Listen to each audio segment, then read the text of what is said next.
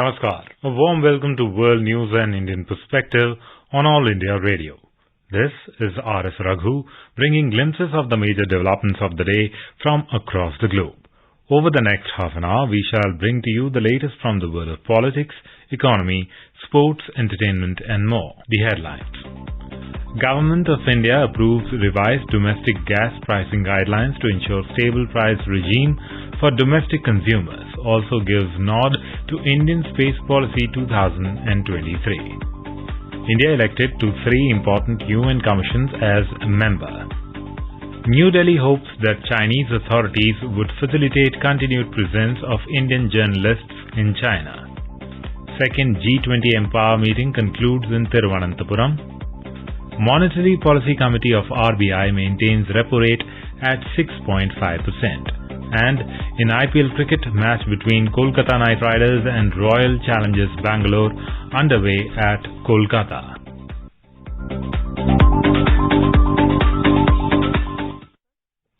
Government of India has approved revised domestic gas pricing guidelines. Briefing media in New Delhi, Information and Broadcasting Minister Anurag Singh Thakur said the price of natural gas is to be 10% of the monthly average of Indian crude basket. He said that the move is to ensure stable pricing in regime and provide adequate protection to producers from adverse market fluctuation. The minister also stated that it will provide incentives for enhancing production. The government also approved Indian Space Policy 2023. It will aim at enhancing the role of Department of Space as well as boosting activities of ISRO missions. Briefing media, Union Minister Dr. Jitendra Singh said that the policy will give a larger participation of research, academia, startups and industry. Vice Minister of Defence for International Affairs of Japan, Oka Masami, called on Defence Minister Rajnath Singh in New Delhi on Thursday. During the meeting, Mr. Masami briefed Indian Defence Minister on the discussions held during the 7th Defence Policy Dialogue, which he co-chaired with Defence Secretary Giridhar Armane in New Delhi on Wednesday. The visiting dignitary reiterated Japan's keenness to further enhance bilateral defence cooperation, including collaboration in defence equipment and technology. Mr. Singh conveyed that India shares Japan's vision for a free, open, secure and rules-based Indo-Pacific and stressed that both the countries must continue to expand the scope of their bilateral cooperation. Ambassador of Switzerland to India, Dr. Rolf Heckner, has called on Minister of State for Science and Technology, Dr. Jitendra Singh, in New Delhi on Thursday. During the meeting, Dr. Singh emphasized on creating an Indo-Swiss innovation platform and joint startup collaboration for research institutions, including businesses and academia. He added that synergy between industry and academia is a prerequisite for long-term sustainability. On the occasion, Dr. Rolf also showed his interest in India's growth trajectory and said that the country's rapid jump in Global Innovation Index rankings is a testimony to this. He added that both the countries great potential for lots of convergence in the innovation space. South Korean Foreign Minister Park Jin will be on a 2-day visit to India from Friday. The External Affairs Ministry informed that he will arrive in New Delhi on Friday. On the same day, the minister will also call on Vice President Jagdeep Dhankar. Later, he is scheduled to hold a meeting with External Affairs Minister Dr. S. Jaishankar at Hyderabad House. On his second day of visit, Mr. Jin will attend a program in Chennai before his departure. India has been elected as a member of the UN Statistical Commission, the Commission on Narcotic Drugs and the Program Coordinating Board of the Joint UN Program on HIV or AIDS, UN AIDS, by the Economic and Social Council or ECOSOC of the United Nations. In a tweet, External Affairs Minister Dr. S. Jaishankar congratulated Team of Permanent Mission of India to the United Nations, New York, for coming through so strongly in a competitive election. The Commission on Narcotic Drugs supervises the application of international drug control treaties, while the Program Coordinating Boards of UNAIDS supports and provides strategic direction for an international response to HIV or AIDS. The permanent mission of India to the United Nations in New York said India will strive to make its due contributions in these and other organs in the spirit of advancing multilateral solutions to global challenges. And now in today's Hotspot section, we bring you a discussion on India elected to 3 bodies of United Nations Economic and Social Council. The participants are international affairs expert Atul Aneja and journalist Manish Pratim Bhuyan. India has been elected to the UN Statistical Commission for a tenure of 4 years in a very keenly contested election where China was also one of the contenders. So India's election to the UN Statistical Commission is seen as a very significant victory, and as the country has returned to the World Organization's highest statistical body after a gap of 2 decades. So we have with us editor of India Narrative Atul Aneja. Mr. Aneja, how do you see India's election to the UN Statistical Commission and 2 other prestigious UN subsidiary bodies? It's obvious, Manas, that India's footprint in the United Nations is increasing. And frankly, this is just natural, commensurate with the rise of India and India's influence globally. I would anticipate that there will be more bodies in the United Nations system and other multilateral organizations where India's profile is likely to increase. This is a reflection of a historical trend which is going on. And if you recall, India was also the non-permanent member of the UN Security Council not so long ago. There was a UN Security Council session on terrorism which took place in Mumbai and New Delhi last year.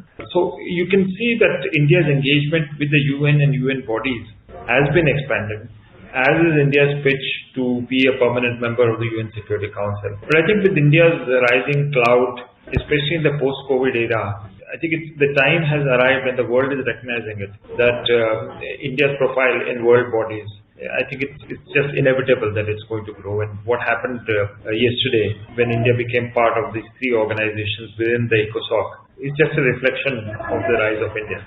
So in the highly competitive election for membership of the UN Statistical Commission, Mr. Aneja, India secured an overwhelming 46 votes out of total 53, so which was conducted as part of a secret ballot. And the other contestants in the election was South Korea, United Arab Emirates and China. And South Korea became the 2nd member of the UN Statistical Council. But the number of votes that India secured, 46 out of 53, is very, very significant considering China was also part of the contest and China could not become a member of the UN Statistical Council. How do you see it?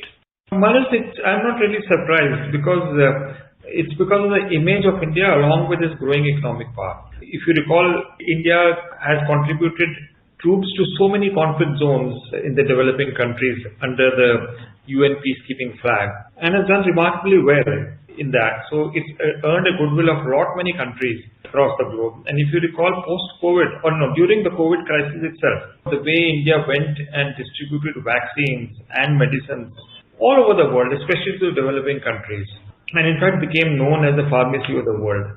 I mean, India's image of a country which plays a very critical and a non-partisan role during humanitarian disasters has created a certain image of India. And you recall even recently when the Turkish earthquake took place, the way the Indian disaster relief organizations went and manfully helped people in the disaster zone. I mean, these are not directly related to this election, but there is a certain image of India as a non-partisan country which goes all out to help people, especially in the time of need. I think that all gets reflected finally in which people start voting for India. We are not a bullying power. We have not got those kind of disputes with countries across. We have, of course, with Pakistan and with China, but generally we are not seen as a country which throws its weight around. I think that gets reflected finally in which the rest of the world perceives us. I think it's a very encouraging sign what you said, Manas, the number of votes, 46 compared to what the Chinese got and others. It's an eye-opener in a way. And I think great encouragement for India to go stand the course, do what it's doing right now, and continue forward. And I'm sure if we pursue this approach of people-oriented approach, irrespective of the countries and religions, etc., I think it's a matter of time before India is recognized as a country which needs to be there in the UN Security Council. It's been an aspiration of India for quite some time. But one can see upsurge, constituency building across the world to make that happen. So I think it's a stepping stone towards something much bigger, and we should take heart out of the way other countries have voted to get us into this statistical organization. Because the UN Statistical Commission is considered one of the topmost UN bodies. It was established in 1947 and considered to be the highest body of global statistical system, bringing together the chief statisticians from member states from around the world. And as we know, it is the highest decision-making body for international statistical activities, and it is responsible for setting statistical standards and the development of concepts and methods, including their implementation at the national and international levels. So as a member of the UN Statistical Commission, what kind of role, Mr. Aneja, India can play in improving the global statistical data bank? Well, India has domestic expertise big time, and I'm sure that quality of talent, and given India's experience in stats, we are a huge, massive country. Our experience with statistics of various kinds, look at the sample size we deal with, whatever surveys we may do.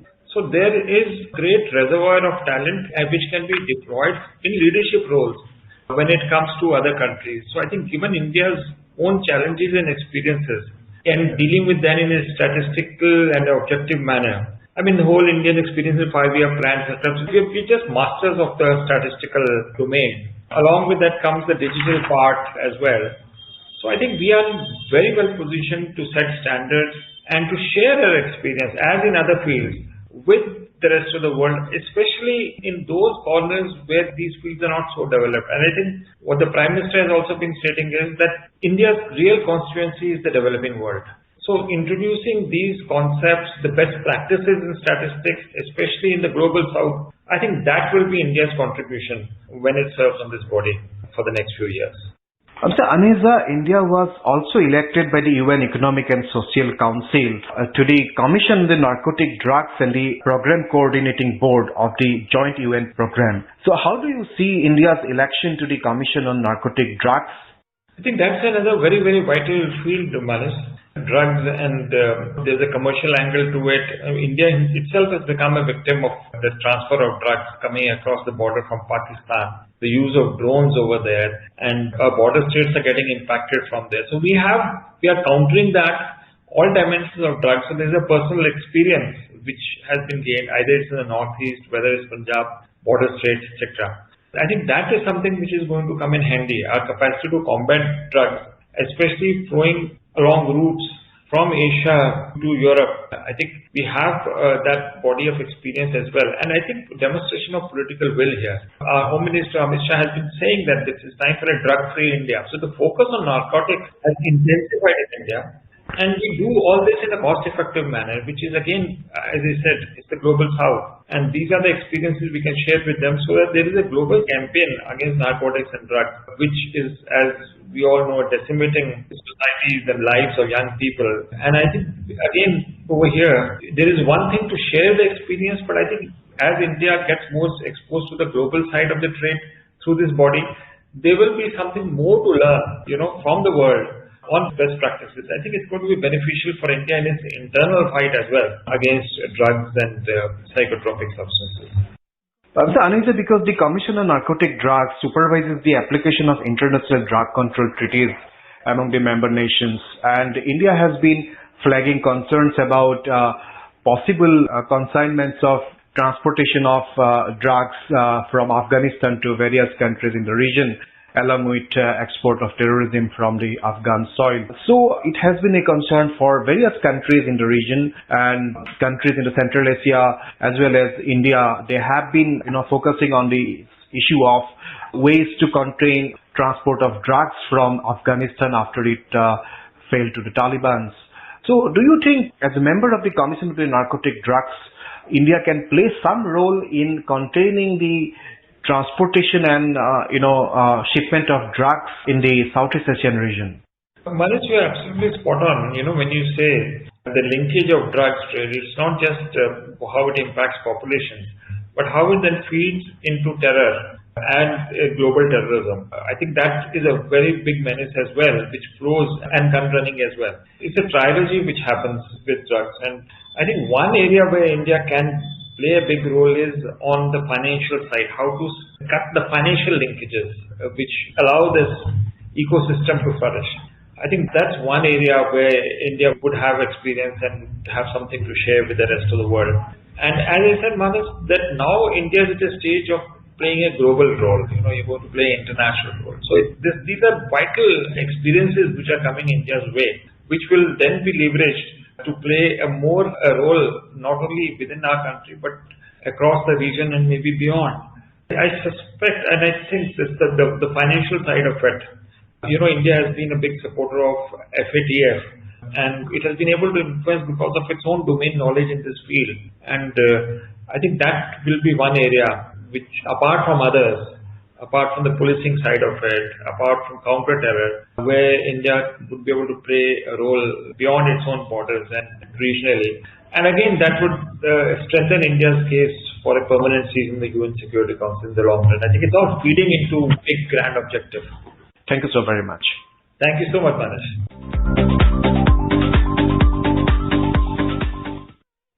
This is All India Radio giving you the world news. India hoped that the Chinese authorities would facilitate continued presence of Indian journalists in China. Briefing the media in New Delhi on Thursday, External Affairs Ministry spokesperson Arindam Bagchi said that Chinese journalists have Indian visas to undertake journalistic activities. Mr. Bagchi said this after China decided to freeze visas of 2 Indian journalists. Let me begin by saying that it would not be appropriate for me to get into discussions on visa policy.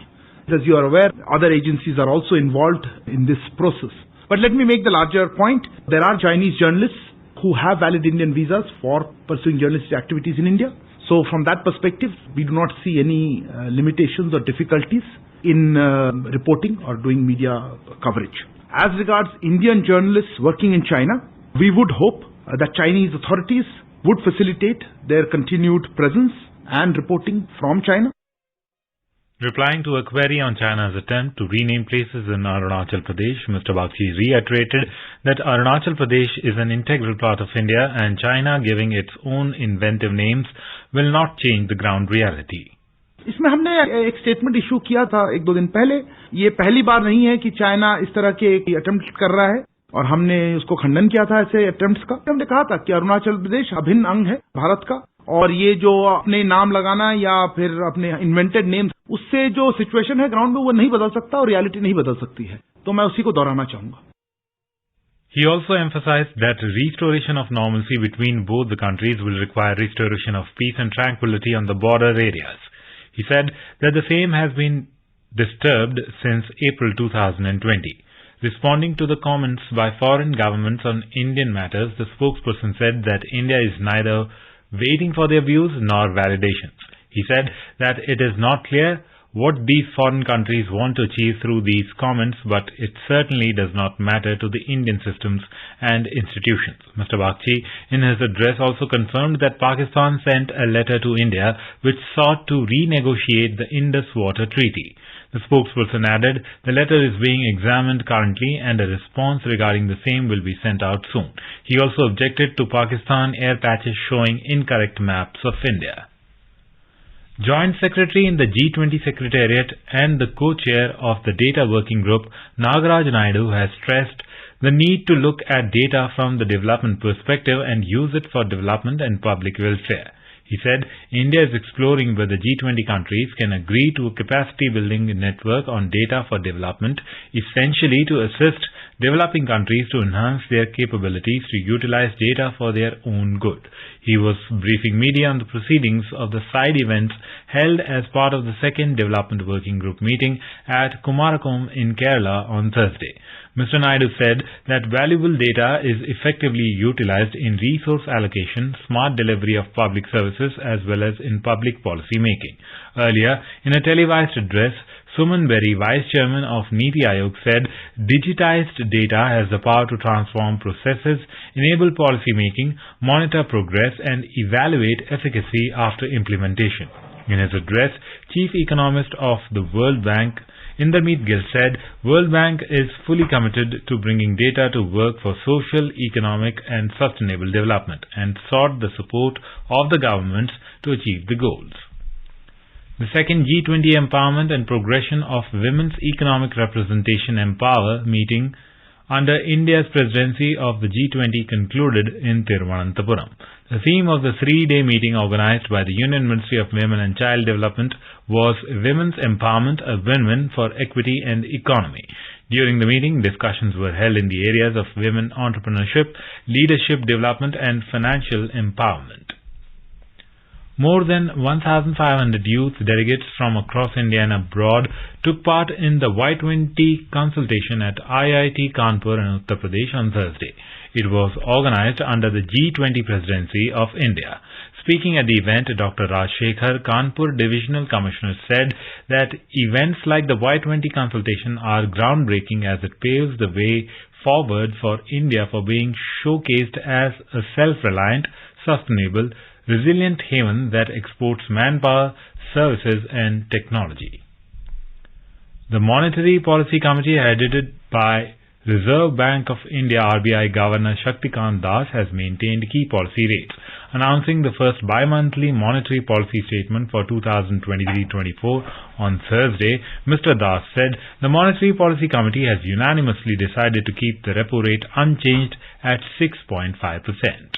Economic activity remains resilient and real GDP growth is expected to have been 7% in 22-23. Consumer price inflation, however, has increased since December 2022, driven by price pressures on cereals, milk and fruits. Core inflation remains elevated. The monetary policy actions taken since May 2022 are still working through the system. Accordingly, the MPC decided to keep the policy rate unchanged.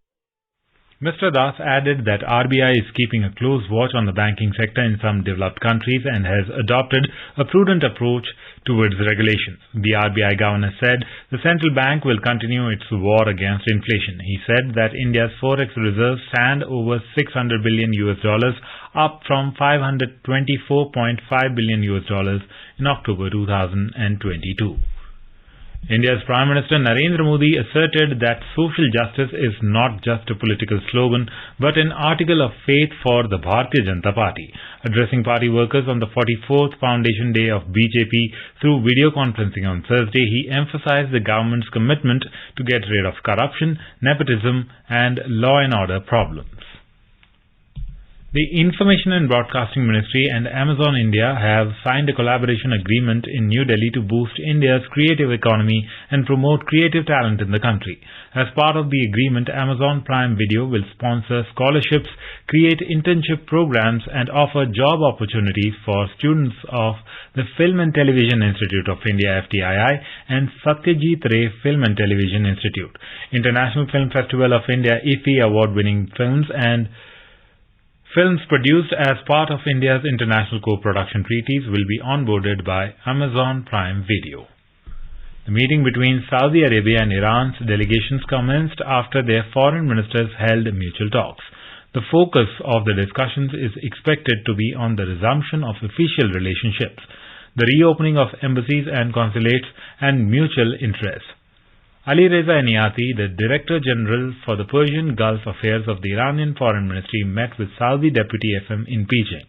The Iranian Foreign Minister and his delegation arrived in Beijing on Wednesday night, and he is scheduled to hold discussions with his Chinese counterpart on cooperation in various fields along with regional and international issues.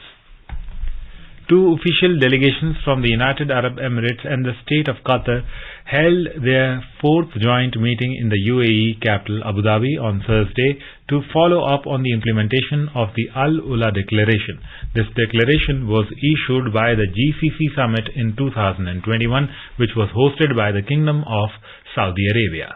Leading the UAE delegation was Ali Saeed Mata Al-Niyadi, while Dr. Ahmed bin Hassan Al-Hamadi, Secretary General of the Ministry of Foreign Affairs, led the Qatari delegation.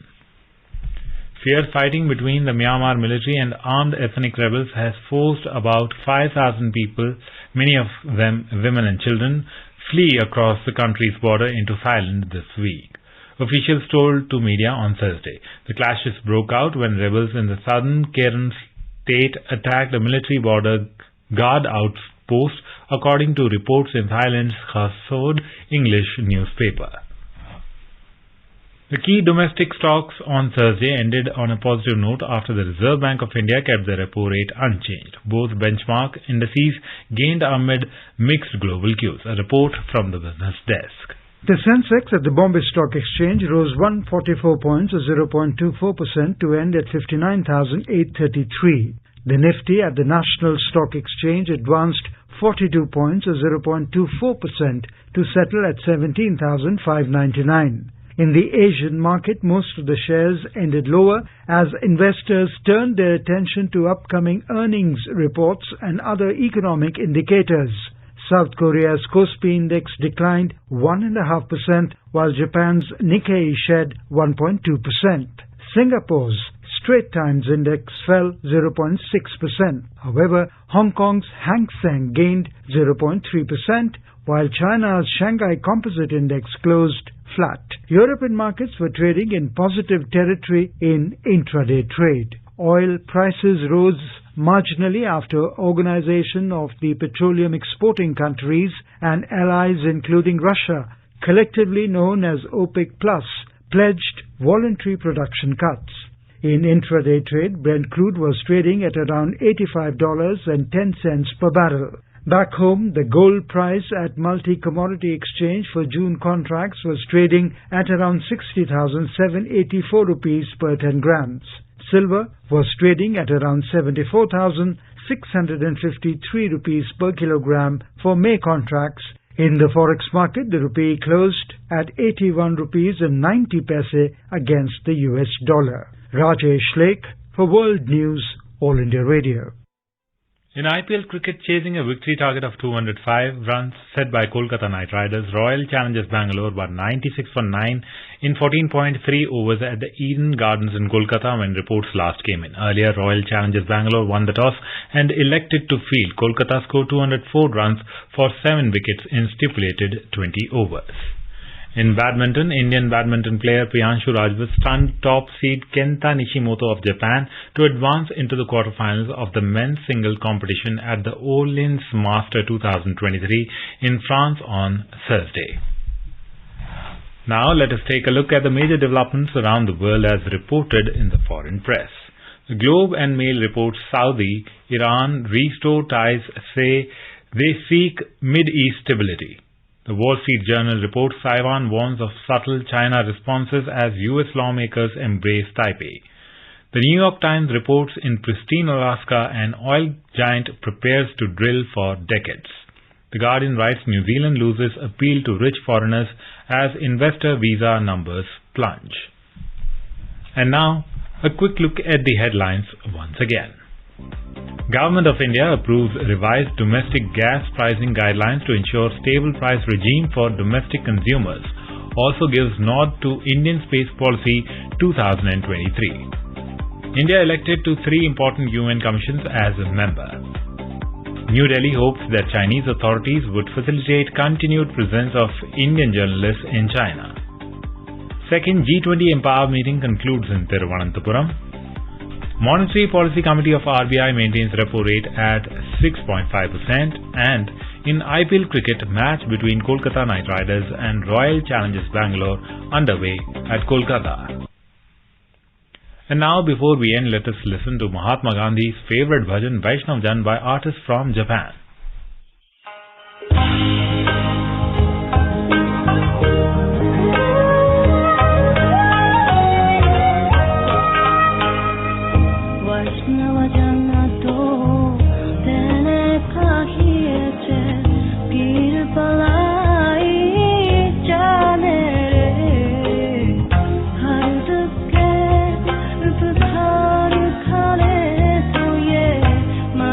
Mana